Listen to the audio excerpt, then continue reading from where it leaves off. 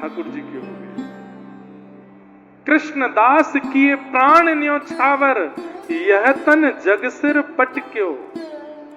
अरे ये संसार तो आपके तन का ही उपभोग कर रहा है, इसको आपके तन से ही मतलब है। छोड़ दो इस तन को इनके हवाले, आत्मा को दे दो ठाकुर जी को, उसे अर्पित कर दो ठाकुर जी को।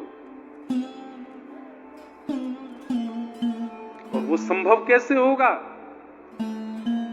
ये रुचि बने सत्संग के प्रति, कथा में कहे गए शब्द शब्द से ना लगते हो, अक्षर से ना लगते हो, किसी व्यास की वाणी से ना लगती हो, ठाकुर जी की मधुर वेणु के समान वो लगता हो, और स्वयं के प्रति गोपी की इच्छा आती हो, नेत्रों से कर्ण रंध्र से जब वह शब्द भीतर जाते हो तो लगता हो कृष्ण वेणु रव कर रहे हैं और हमारे चित्त का मार्जन करके हमें अपनी ओर खींच रहे हैं।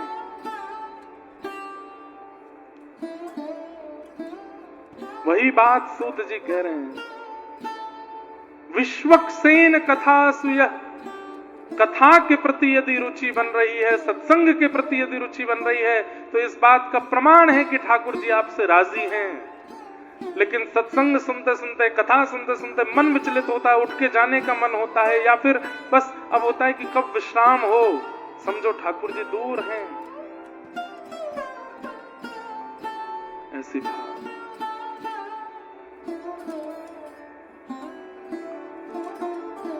सूत जी महाराज प्रवचन कर रहे हैं, सब प्रकार के भावों का, भगवान के अवतारों का वर्णन करते हुए श्रीमद् भागवत की रचना क्यों की गई इस बात का प्रमाण दिया। इदं भागवतम नाम पुराणम ब्रह्म संहितम, उत्तम श्लोक चरितम चकार भगवान ऋषि। ये भागवत नाम का पुराण है जिसका निर्माण वेदव्यास जी महाराज ने किया है।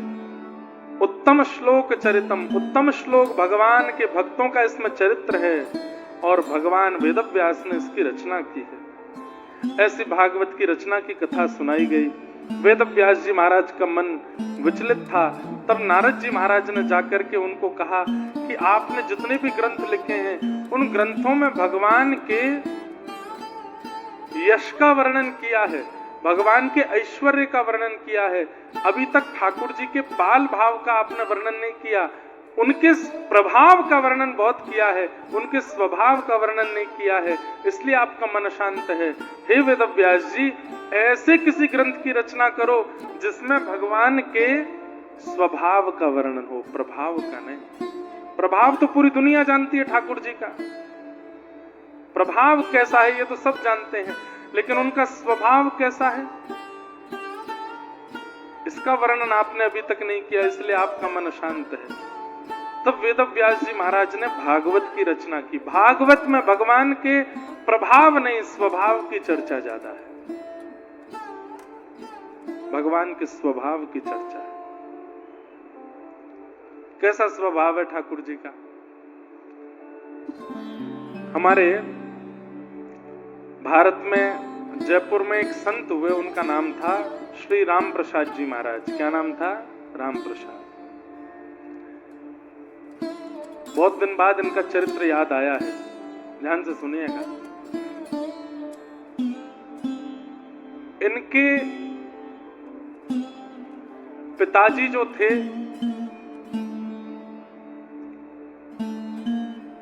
उन्होंने अपने पिता की मृत्यु देख करके संन्यास ग्रहण कर लिया, विवाह नहीं किया। अपने पिता को मरणासन अवस्था में देख करके उन्होंने सोच लिया कि मेरी मां रो रही है, इसका मतलब है कि मैं कल को विवाह करूंगा और विवाह के बाद मेरे प्राण चले गए तो मेरी वजह से भी किसी को रोना पड़ेगा, मैं विवाह नहीं करूंगा। और इस कारण से उन्होंने विवाह नहीं किया। ध्यान से सुनिएगा। और विवाह ना करके सर्वगुण संपन्न होके संपत्ति होते हुए भी केवल अपने पिता की मृत्यु देख के ऐसा वैराग्य आया, सब छोड़ करके भजन करने वन में चले गए और इतना नाम जप किया, इतना नाम जप किया, 24 घंटे ठाकुर श्री का नाम जप करते, राम जी का स्मरण करते, राम राम राम राम राम राम जपते रहते थे। कुछ ही महीनों में राम नाम का ऐसा प्रभाव हुआ कि एक क्षण के लिए इन्होंने अपने नेत्र खोले तो क्या पाया, साक्षात प्रभु श्री राम, श्री जानकी जी, श्री भरत जी, लक्ष्मण जी, शत्रुघ्न जी, श्री हनुमान जी, समस्त राम दरबार इनके सामने प्रकट हो गया। इन्होंने जैसे ही ठाकुर जी को प्रणाम किया, राघव जी को प्रणाम किया, राम जी बोले हम केवल 2 शब्द बोलेंगे और बोल के अंतर ध्यान हो जाएंगे, ध्यान से सुनना। बोले जी भगवान आज्ञा करें। विवाह करो। बोले नाथ ये कैसी बात कह रहे हैं, मैं तो आपके संग रहना चाहता हूं। अरे मुझे संसार में नहीं रहना, ले चलिए अपने साथ। इतने में तो ठाकुर जी अंतर ध्यान हो गए। क्या बोल के गए, विवाह करो। खूब ढूंढा, ठाकुर जी नहीं मिले। अब तो इतने परेशान हो गए, अब कहां जाऊं। घर परिवार में ज्यादा लोग थे नहीं, लौट करके आए और आकर के अब बस सोचने लगे कैसे करूं। ठाकुर जी कह के गए विवाह करो। ब्राह्मण थे,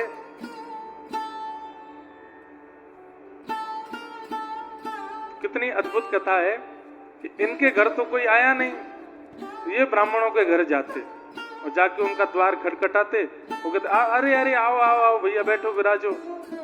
हमने सुना था कि आप पिताजी की मृत्यु के बाद वन में चले गए थे भजन वजन करने, सोचा था विरक्त होकर, पर अभी सुना कि आप तो वापस आ गए लौट के। बोले हाँ आ गए। कहिए क्या बात है। बोले हम बस ये पूछना चाहते थे आपकी पुत्री है क्या। तो वो कहते हाँ है। तो उनका विवाह हो गया।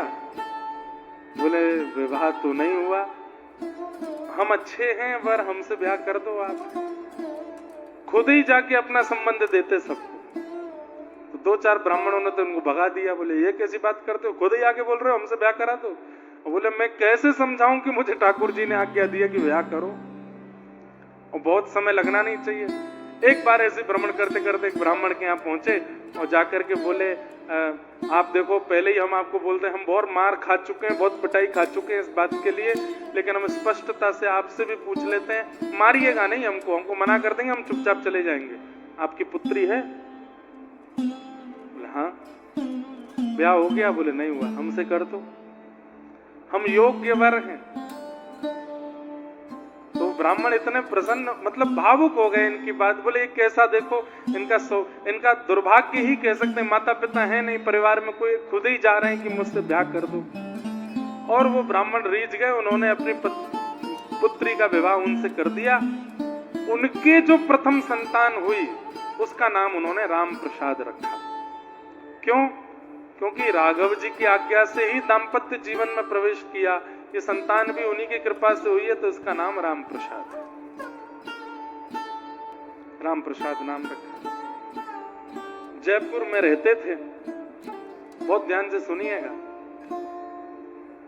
हमारे जयपुर में वृंदावन के सप्त निधियों के प्रथम ठाकुर विराजते हैं श्री गोविंद देव जी।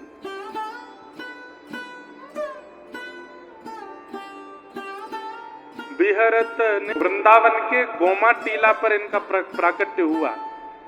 लेकिन औरंगजेब ने जब आक्रमण किया, औरंगजेब जब आगरा आया तो आगरा में आकर के एक दिन रात में किले पर खड़े होकर के देख रहा था, तो दूर एक दिया दिखाई दिया। उसने कहा ये आकाश में दीपक जैसा दिखाई दे रहा है, क्या है ये? बोले महाराज यहाँ से 50 किलोमीटर की दूरी पर एक हिंदुओं का धाम है, उसका नाम है वृंदावन। वहां एक ठाकुर प्रकट हुआ है, उसका नाम है गोविंद देव। उसके मंदिर के शिखर का ये दिया है। तो औरंगजेब ने कहा 50 किलोमीटर दूर से दिया दिखाई दे रहा है, नष्ट करो इसको। औरंगजेब ने तो नष्ट ही किया भारत को, सारे मंदिरों को। जैसे ही ब्रजवासियों को पता चली तो गोविंद देव जी को ले जाने का भाव रखा। तब जयपुर के राजा ने कहा कि मैं पूरी सुरक्षा दूंगा, आप कृपा करके श्री गोविंद देव जी को यहाँ ले आओ। कुछ दिन जगह जगह पड़ाव करते हुए श्री गोविंद देव जी जयपुर गए। तब से जयपुर में विराजमान। तो जयपुर में इनका जन्म हुआ श्री राम प्रसाद जी। तो राम प्रसाद जी गोविंद देव जी के मंदिर जाते थे। अब इनकी दर्शन वर्शन में तो रुचि कम थी। गोसाई जी के 2 बेटे थे, वो राम प्रसाद जी की उम्र के ही थे। मंदिर में इतनी भीड़ होती नहीं थी, 2-4 लोग दर्शन करने आते थे। गोसाई जी के बच्चों के साथ राम प्रसाद जी खेलते थे, तो इनके मन में क्या भावना थी कि गोसाई जी के 3 बालक हैं, 2 तो मेरे साथ खेलते हैं और एक ये मुकुट उकुट पहन करके, पीतांबरी पहन के सामने खड़ा रहता है, ये खेलने नहीं आता, ये खड़ा ही रहता है यहाँ पे। तो राम प्रसाद जी ऐसा सोचते, कभी कभी मेरी माँ भी बहुत ज्यादा सुंदर बनाती है तो मुझे घर से नहीं निकलने देती। बोले बगल वाली की नजर लग जाएगी, सामने वाली देख लेगी, भीतर ही रहे। तो हमें लगता है गोसाई जी के ये छोटे लाला हैं, इनको बढ़िया पीतांबरी पहनाते हैं, चंदन वंदन लगा के, काजल लगा के, पगड़ी पहना देते हैं तो कहीं नजर नहीं लग जाए, इसलिए ये खेलने नहीं आते। पर ये राम प्रसाद जब भी जाते थे गोविंद देव जी के मंदिर, गोटी खेलते थे। तो ठाकुर जी को देख करके कभी कभी बोलते थे, तुम भी आ जाओ, तुम्हारे दोनों भैया तो खेलते हैं, तुम भी खेलो, तुम्हारा मन नहीं करता खेलने का? फिर वो दोनों बच्चे भी, वो भी गोसाई जी के पुत्र भी छोटे से ही थे, उनसे कहते ये क्यों नहीं आते? तो वो बच्चे कहते ये नहीं आते, इनको रहने दो, चलो हम खेलते हैं। गोटी खेलते थे। एक बार गोसाई जी के दोनों वो बालक अपने नानी के घर चले गए घूमने, गर्मियों की छुट्टी में। राम प्रसाद जी का रोज का नियम था, दोपहर में गोटी खेलने आते थे। आज गोटी लेकर के आए, जब तक वो दोनों नहीं आते थे अकेले खेलते थे। आकर के अकेले खेलने लगे, देखते देखते बोले अब बहुत देर हो गई, आए नहीं। तब ठाकुर जी की ओर देख के बोले, आज तुम्हारे दोनों छोटे भाई नहीं आए खेलने? अरे अब तो आ जाओ, कहां भीतर बैठे रहते हो सज धज के तैयार होके? अरे तुमको क्या पता कितना आनंद आता गोटी खेलने में, देखो मैं खेल के दिखाऊं। तो ठाकुर जी के सामने खेल खेल के दिखावे। तो ठाकुर जी का इतना मन हुआ खेलने का। मंदिर में एक दरबान था और एक बूढ़े से गोसाई जी थे, वो आसपास घूम रहे थे। ठाकुर जी बोले इनके सामने कैसे जाऊं? तो भगवान ने कुछ इच्छा प्रकट की, तो दरबान को तो बहुत जोर से उसका पेट खराब हुआ। वो भागा लघु शंका दीर्घ शंका के लिए। ऐसा पेट खराब हुआ कि आवेगा नहीं आधे घंटे से पहले। और जो गोसाई जी मंदिर में घूम रहे थे उनको बहुत जोर की भूख लगाई। सोचने लगे अभी भोजन करके आया था, पता नहीं भूख क्यों लग रही है। वे वापस मंदिर के पीछे अपने घर चले गए। पंडिताइन से बोले भोजन बनाओ, भूख लगी है, बड़ी जोर की भूख। अब मंदिर में कोई नहीं। इतने में ही ठाकुर जी ने, जो ऐसे खड़े रहते थे, बंशी तो रखी अपने फेंट में, हाथ वाथ सीधे किए और एक छलांग मार के आ गए नीचे। और आकर के बोले रोज मुझे परेशान करता है, रोज आकर के गोटियों से चिढ़ाता है, चल तुझे तेरे तो बहुत बड़ा खिलाड़ी बनता है, मैं खेल के दिखाता हूं। आओ। तो वो इतना खुश राम प्रसाद, अरे इतने दिनों से आता हूं, तुम कितना मीठा बोलते हो, अरे तुम खेलने आया करो, सुनो इधर रुकना। बोले क्या हुआ? तुम कितने सुंदर हो, तुम्हारे नेत्र, तुम वहां खड़े रहते हो तब भी सुंदर लगते हो, लेकिन अभी नीचे आए तो कितने अच्छे लग रहे हो। ठाकुर जी बोले चल बात मत बनावे, तो को खेल के दिखाऊं। तू बता कैसे खेलता है? तो राम प्रसाद एक गोटी मारे। बोले अच्छा तेने एक गोटी हटाई, अब देख तू 10 गोटी लगा, मैं एक संग हटाऊंगा। ठाकुर जी बिल्कुल ऐसे हो गए जैसे मानो मधुमंगल श्रीदामा आ गए हो, और लेट करके ऐसे गोटी मारे, 10 की 10 गोटियां उड़ा दें। और राम प्रसाद तो था के मार मार के हंसे। बोले भैया गोसाई जी के दोनों बालकों से बढ़िया तो तुम हो, अब उनके संग नहीं, मैं तो तुम्हारे संग ही खेलूंगा। ठाकुर जी मानो अब ये भी सोचते जा रहे हैं दरबान और गोसाई आवे उससे पहले पहले खूब खेले ठाकुर, झिक्के खेले। लेकिन राम प्रसाद तो उनकी झांकी देखता रह गया। बार बार जाके उनका हाथ पकड़े। ठाकुर जी ने कहा भयो कितना अच्छा लगता है ना आपको स्पर्श करके, कितने बढ़िया, ये ऐसा हमारी तो त्वचा नहीं है, तुम्हारी कैसे हो गई? फिर ठाकुर जी के पास जाके जोर से सूंघे, कितनी बढ़िया सुगंधी आती है तुम में से। अरे 1 मिनट रुको तो। ठाकुर जी की ठोड़ी पकड़ ले, तुम्हारे नेत्र कितने सुंदर है, नासिका कितनी बढ़िया है। ऐसे ठाकुर जी को देखे और ठाकुर जी उस पर मोह, अरे इन को खेल अंदर, चल आजा मेरे संग खेल। इतने में ही दरबान और गोसाई जी दोनों आ गए। सो ठाकुर जी ने क्या किया, अपनी फेंटा खोली और राम प्रसाद की जितनी गोटी थी सब भर के फेंटा में बांध के ठाकुर जी जाके खड़े हो गए वहीं पे। अब वो राम प्रसाद सामने खड़ा है, सामने खड़े होकर के रो मेरी गोटी ले गए हो, मेरी गोटी ले गए हो। अरे ये तो चोर है, ये तो छलिया है, और जोर जोर से चिल्लावे, हाथ पैर पटके, और कभी कुछ करे, कभी कुछ करे, कभी कुछ हिलावे। गोसाई जी बोले, ए क्या बात है, ये हल्ला क्यों करता है राम प्रसाद? अरे मेरी गोटी ले गया, मेरी गोटी ले गया, इसको खींच के लाओ, मेरी गोटी मेरे को वापस करो, मैं नहीं आऊंगा कल से खेलने, बड़ी मुश्किल से मैंने इकट्ठी करी, जे लेके भाग गया भीतर।